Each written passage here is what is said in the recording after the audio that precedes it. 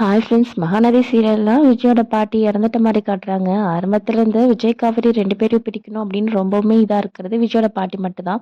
So அவங்களும் இப்ப இறந்துட்ட மாரி காட்டுறாங்க. இதுக்கப்புறமாச்சும் விஜய், காவேரி ஒண்ணு சேருவாங்களா அப்படின்னு விஜய், குட்டி காவேரி, தாத்தா இவங்க 3 பேருமே காஞ்சிபுரத்துல இருக்க ஒரு வீட்ல இருக்க மாரி தான் காட்டுறாங்க. அங்க இருந்து தான் விஜயோட பொண்ணு குட்டி காவேரியா விஜய் ஸ்கூலுக்கு ஃபர்ஸ்ட் டே ஸ்கூலுக்கு பேக் பண்ணி அனுப்பிட்டு இருக்காங்க. ஸோ அந்த டைம்ல வந்து நான் அம்மாவோட ஃபோட்டோவ பார்க்கணும் அப்படின்னு சொல்லி குட்டி காவேரியோட ஃபோட்டோ வேணும்னு அடம்பிடிச்சிட்டு இருக்காங்க. அந்த சமயத்துல விஜய் வந்து அந்த குட்டி காவேரிக்கு தெரியாம விஜய் அண்ட் காவேரி ஒண்ணா இருக்க ஃபோட்டோ எடுத்து பார்த்து ரொம்ப ஃபீல் பண்ணிட்டு இருக்காரு.